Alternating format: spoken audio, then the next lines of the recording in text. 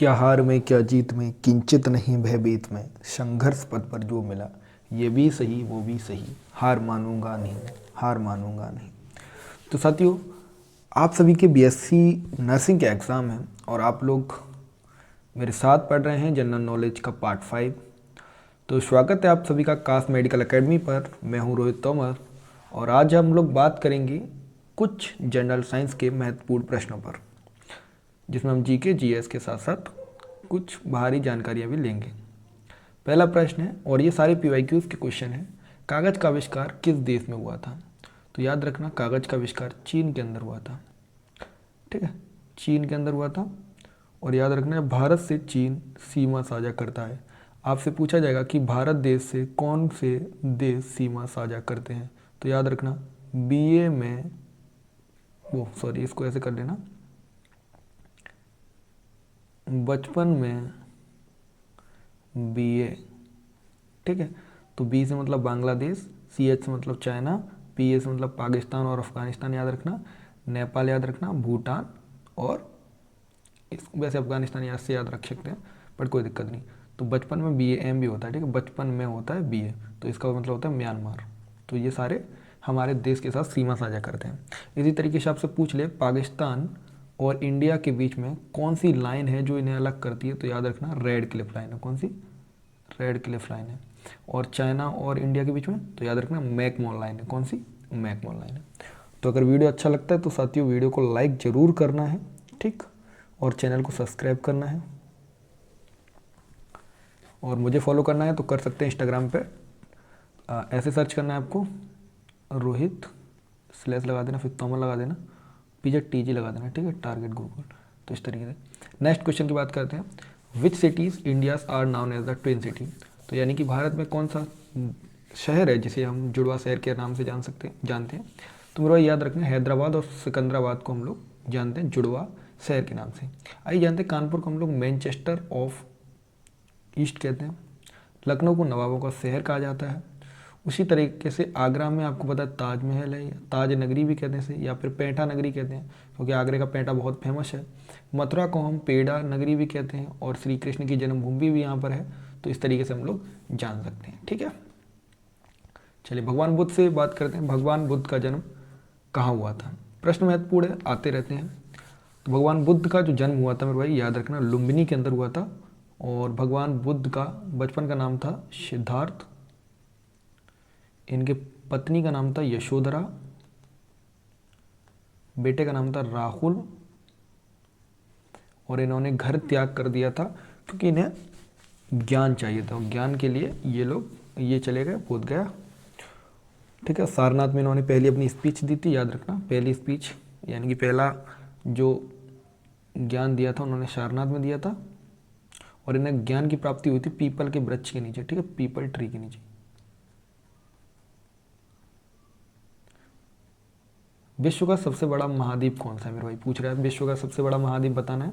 तो याद रखना एशिया महाद्वीप, और इंडिया भी किस में? एशिया महाद्वीप में है। ठीक है, इंडिया कहाँ है? एशिया महाद्वीप में। चलो इंडिया की थोड़ी सी बात करते हैं। जैसे आपने देखा हो इंडिया को, तो ये कोस्टल लाइन्स है। ठीक है, यहाँ पे समुद्र है, समुद्र है ना। और इंडिया में टोटल 28 राज्य हैं, 8 केंद्र शासित प्रदेश हैं जिन्हें यूटी कहते हैं, जैसे दिल्ली, जम्मू कश्मीर, पाउंडचेरी, लक्षद्वीप, ये सारे। और 28 राज्य हैं। ठीक है, राज्य कौन से होते हैं? जैसे यूपी, एमपी, ये सारे। ऐसे याद रखना, यूपी की राजधानी लखनऊ है, एमपी कौन सी है? भोपाल है। ठीक, राजस्थान की कौन सी है? जयपुर है।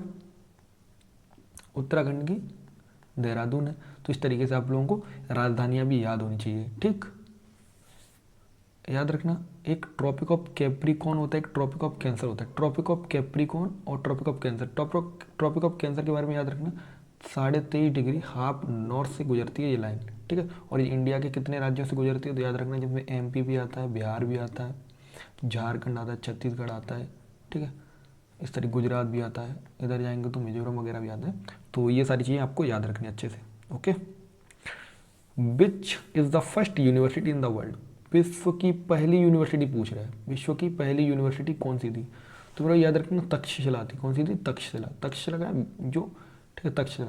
और नालंदा का बिहार के अंदर पड़ती है।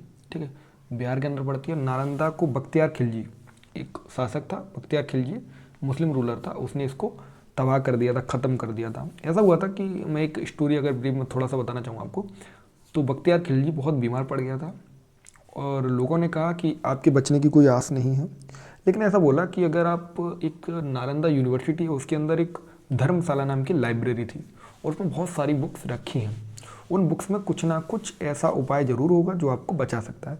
जब उन लोगों ने ऐसी जानकारियाँ ली तो यहाँ के जितने भी हमारे जो प्रोफेसर वगैरह थे, आज के टाइम में प्रोफेसर जैसे गुरु, तो बहुत बड़े बड़े लोग थे, तो उन्होंने उनको बचा लिया। लेकिन उन्होंने बोला कि भाई ये दवा नहीं खाएंगे, मतलब बख्तियार खिलजी ने बोला कि मैं दवा नहीं खाऊंगा। तो उन्होंने सोचा कि दवा नहीं खाएंगे तो भाई कैसे इनको ठीक किया जाएगा। तो भाई देखो, थोड़ा सा दिमाग को दौड़ाया उन्होंने, और दिमाग को दौड़ाया तो क्या समझ आया कि नमाज ये डेली कम से कम 3 से 4 बार पढ़ते हैं दिन में। तो ऐसा किया गया कि उनकी जो नमाज पढ़ने वाली जो बुक थी कुरान, उस पर उस जो दवाई थी, औषधि थी, उसका पेस्ट को लगा दिया गया। ठीक है, तो जब उंगलियों से पढ़ेंगे तो ऐसे होठों से लगा लगा के, तो वो दवाई उस तरीके से इनहेल हुई और जो अंदर चलेगी। जब उसे ऐसा ठीक हो गया तो उसके बाद उसने पता करने की कोशिश की कि भाई ये सब कैसे हुआ। तो उन्होंने कहा कि वहाँ के लोगों ने किया, तो उसने इस लिए उसको ख़त्म कर दिया। किसको? नालंदा विश्वविद्यालय को। याद रखना, बख्तियार खिलजी।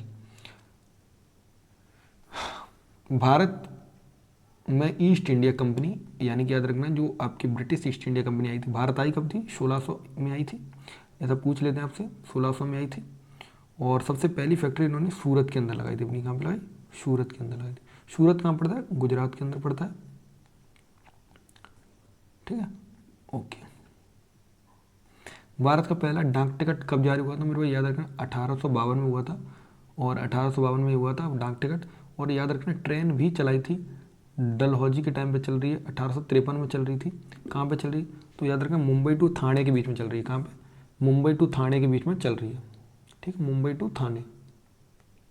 ओके, तो बहुत सारी चीज़ें हैं जो आपको पता होना चाहिए, लेकिन कोई बात नहीं अगर आप कम चीज़ों को करना चाहते हैं। और ये पीडीएफ भी आपको डिस्क्रिप्शन में ग्रुप्स की लिंक होंगे, उन लिंक पे क्लिक करके आप ये पीडीएफ भी ले सकते हैं।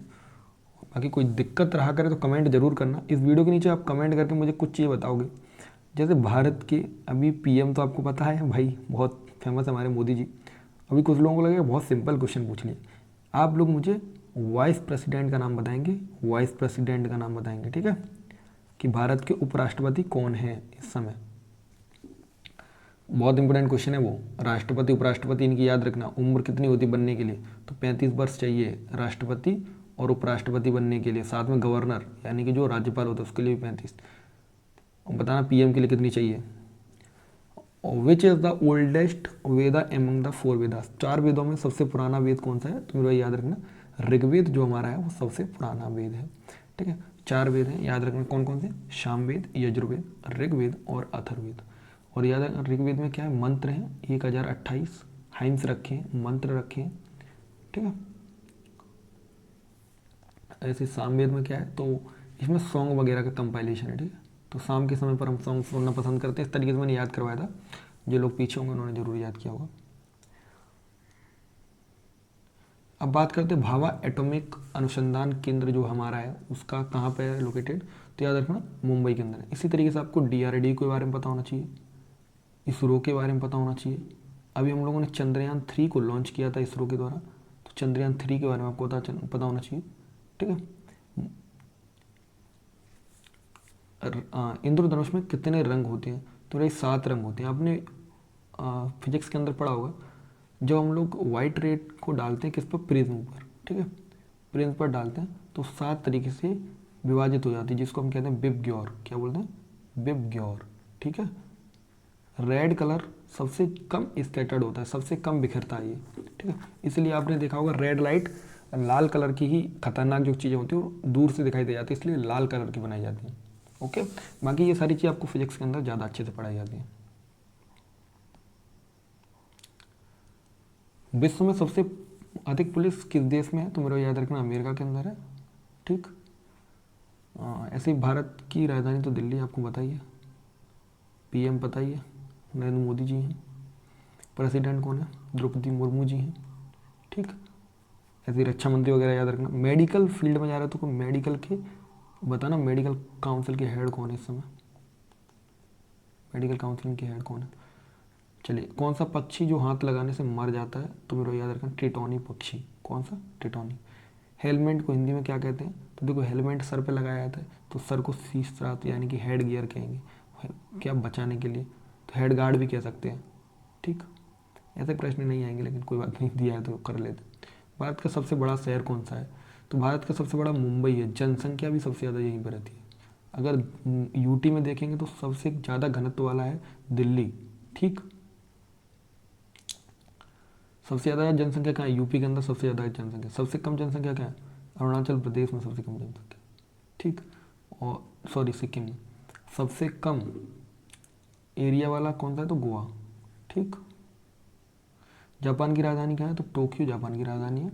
ऐसे इनकी मुद्रा भी याद रख सकते हैं। पूरी दुनिया में कुल कितने देश हैं? तो याद रखना 195 देश हैं। भारत में सबसे बड़ा जिला कौन सा है? तो भाई कच्छ जिला, जो गुजरात के अंदर पड़ता है। और फ्लिपकार्ट किस देश की कंपनी है? तो भारत की कंपनी है फ्लिपकार्ट। इसी तरीके से अब बताओ, अमेजन कहाँ की कंपनी है? फ्लिपकार्ट के सीईओ बताना, सीईओ कौन है इस समय? मसालों की रानी किसे कहा जाता है? तो मसालों की रानी कार्डामम यानी कि इलायची को कहा जाता है। और सबसे महंगी भी आती है भाई, केसर।